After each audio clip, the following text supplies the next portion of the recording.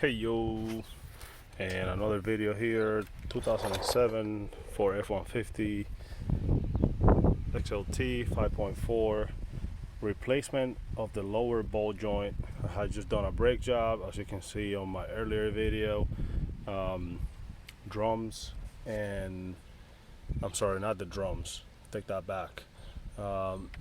Rotors and pads. So now it's time to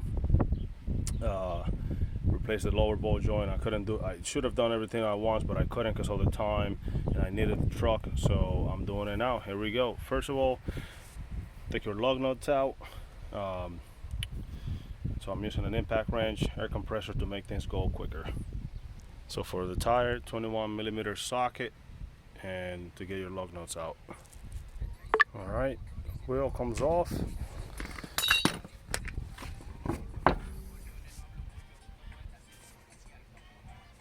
All right, next step, we gotta get rid of the caliper. Gotta get these bolts out of the way. I believe they're 2 18 or 19 mils. Show it in a little bit here. So I'm gonna remove the whole entire thing altogether with my brake hose, unattach the vacuum line for the 4-wheel drive and the ABS from these clips, so I can put a bucket right over here, and I'm gonna drop my caliper on there and not put any stress on it.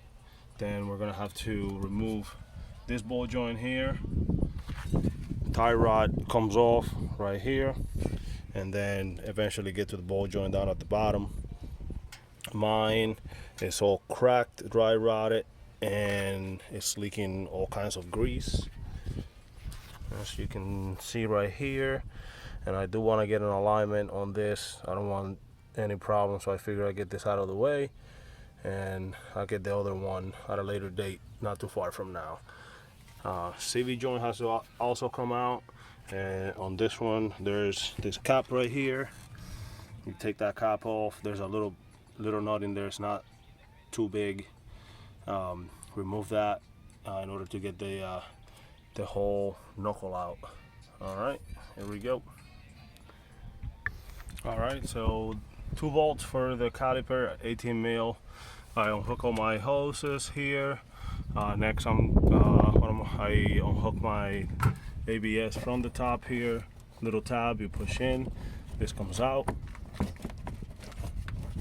Pull this off. Now take some needle nose or something. You can undo that from there, and that gives you freedom to that.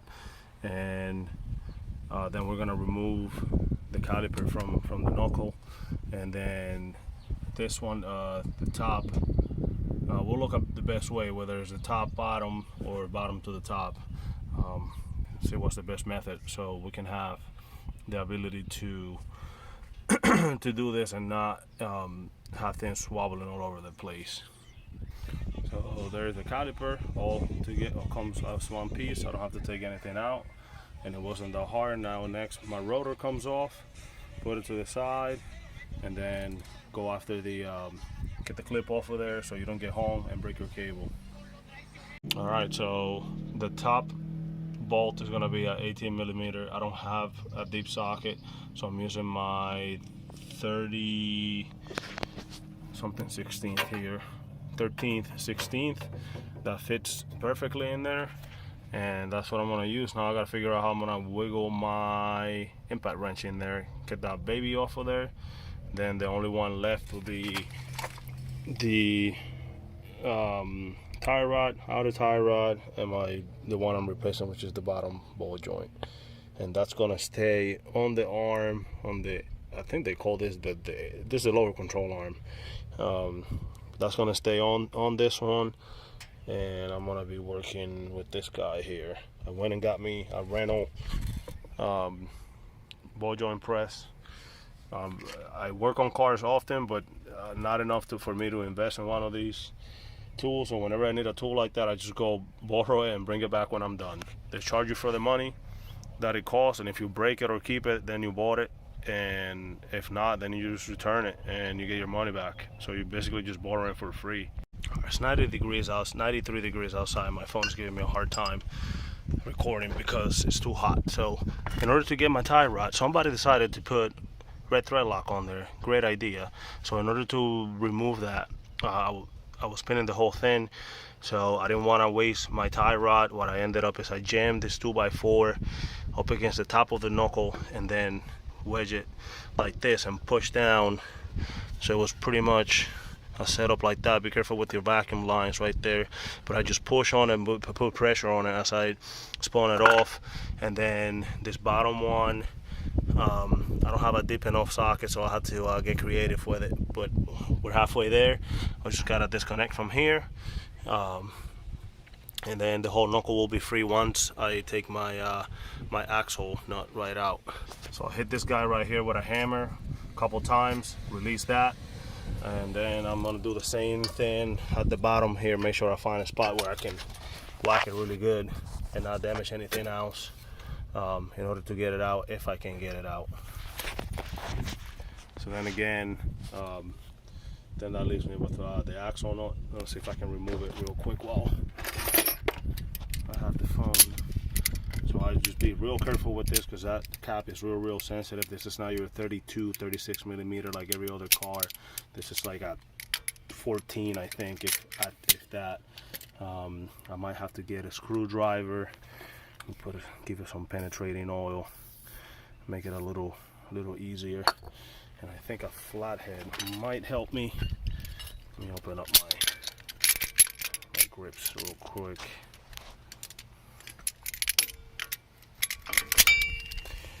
Maybe top it a little bit to get that rust knocked off of there.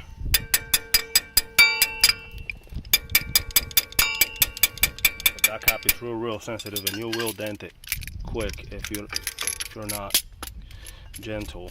It happened with the other side when I was replacing the wheel bearing. So I think I'm gonna need 2 hands for this guy. So I'll put the phone down and stop filming for now. Alright, so I have my entire knuckle down. Be careful, that's real heavy, it can fall on your foot. So if you have help, use it. This guy here was giving me problems, so I have to get the vice grips on them. I do have to replace that ball joint. I'm not even gonna show what it looks like, but I don't have it right now, so I'll have to order it and battle with this again. It's not in the best of conditions. And then down here is a snap ring. You take that off. You do need the tool for it, and then use your press to get your ball joint out, and then put the new one in. Here's the 14 mil, 13 mil for the axle. That's super little compared to every other axle that I've ever seen. And that's pretty much it. Once you have that done, then reverse everything. Make sure you're tying it to the torque specs, and there you go. I had to take a break, and I'm back down here. Remember earlier I said this upper control arm ball joint here was suspect, so I didn't even want to show what that looked like, but look at how wiggly that is. There's no resistance on that at all. And for what the research that I've done, it looks like I'm gonna have to take off the whole entire strut and spring to get to that, and I'm not looking forward to that. So I'm gonna try to cheat and see if I can get to that bolt right there, put an adjustable inside there, and crank it with my ratchet. I don't think I have a deep enough socket to get to that. If I do, great. If not, I'm gonna try to make it work. This is a 27 millimeter down here. Went and bought me one, and I didn't even need it. But anyway, I'm gonna try to replace that before I put everything back together. I'm here now. I'd rather do this the right way and don't have to mess with it later. So you didn't get to see the procedure for the ball joint, but it's just a ball joint removal with a ball joint press. It's not really that, put the receiving cup at the bottom and then crank it down, smack that around a little bit with the hammer to loosen it up. Probably gonna try to clean that up a little bit with sandpaper and move on. So I probably got some rain coming up here. I'm trying to move along with this and see if I can get this done tonight.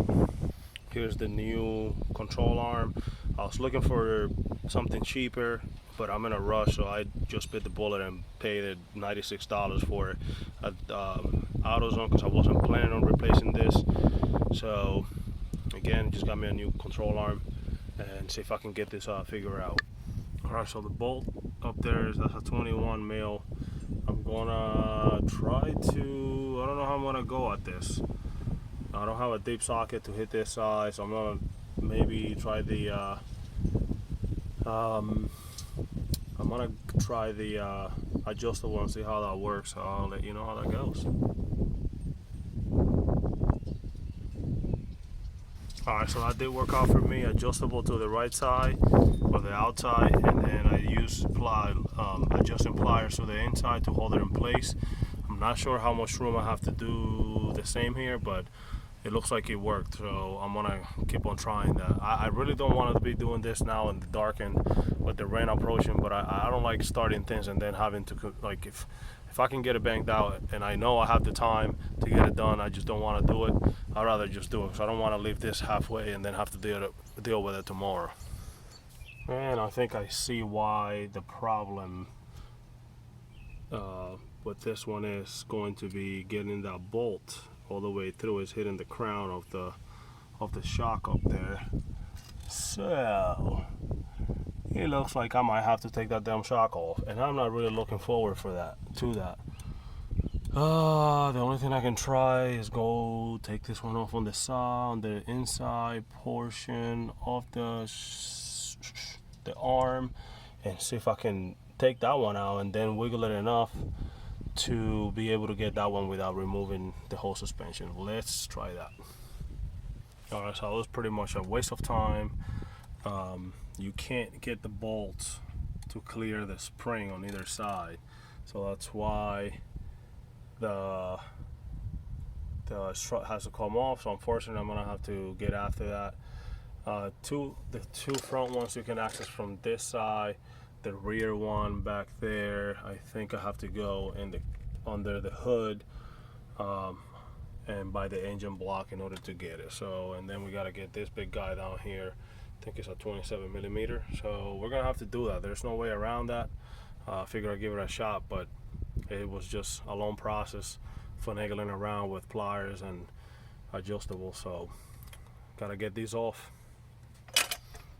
Alright, those bolts up here, 15 millimeters, 3 of them, 2 in the front, 1 in the back. Alright, so 2 of these I got from the front, using my 1/2 inch driver, and then the 1 in the back I got from the top, just from, you can already see there. So it went right through here, and you can see the bolt is right down there. So that's how I was able to get to them. And now I gotta get this guy down here. That's a 27 millimeter. I'm gonna put my adjustable right here, and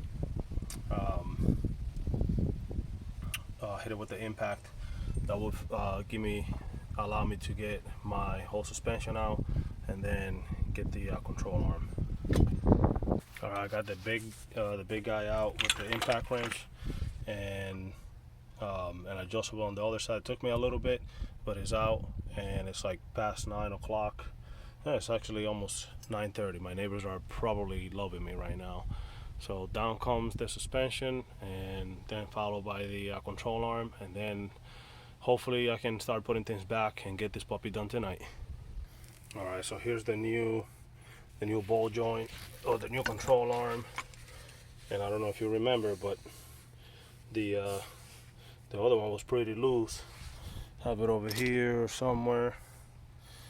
Where's my old one? But I showed you guys at the beginning how loose that was, so I'm ready to put this back, start buttoning things up, and get the truck back on the road. Took me, I'm gonna say, about 2.5 hours of work so far. My saying is this: if you're working off on cars, you know 2 things. You never know what you're gonna run into, and there's always gonna be that one bolt or that one screw that's gonna mess with you. You have 3 out of 4 that come out okay, and that 4th one always want to snap or strip or something like that. So that's one thing that you can have for sure in cars.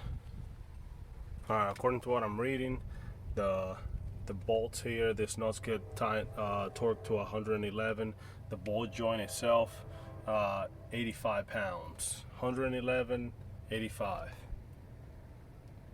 All right, one thing that's getting me stuck here is whether do I just snug this but if I put the suspension back on, then I'm not gonna be able to get the torque specs that I need because I don't have a long socket. So I'm thinking I'm gonna torque him down, and then I should be able to push on it and get the room that I need in order to get the ball joint on the knuckle where I need it. So I think I'm gonna give that a try and see how that works out. If not, I just take it back apart and do it the right way, which probably will be just leaving them loose until I get the knuckle there, and then tying it up so I know where everything is gonna fall. Alright, I got my ball joint up there. I think I have enough room to be able to push it up and down however I need once I get the knuckle back in here. So now it's on to the suspension or the spring and strut to go in there. Alright, bottom bolt for the strut is in, 351 pounds I believe. That's, I don't have a torque range that goes out high, so I just crank it as tight as I can. I hit it with the gun, and then I got on it another half a turn. Looks like it's nice and tight in there. Now for the ones up here, they are 35 pounds each. Put some Loctite on them and snug them down. In case my phone dies, this is all reverse. Everything that I showed earlier goes in reverse. I get this bolts tight, and then I'm gonna get my knuckle. I gotta get my ball joint pressed back in. Then from there on, just attach the upper control arm, outer tie rod, lower ball joint to the knuckle. Don't forget that you got to get your axle back in. So lower control knuckle underneath, then lean it in there, and then you can get your CV joint through, and then tie in this one, get this one in, get that one in, get this one through, and then lastly get the caliper back on. So if you have any questions, go ahead and put them in the comment. This is a good 2-3 hour job here. I don't know. I don't know what to say. I think if you're gonna be dealing with anything suspension, you should check everything else, everything that pertains to it, so you can order everything at once, because it sucks to be here and not have what you need, and then have to go, shopping around and buying expensive stuff from the auto part instead of getting it online. But again, reverse everything. Any questions, let me know.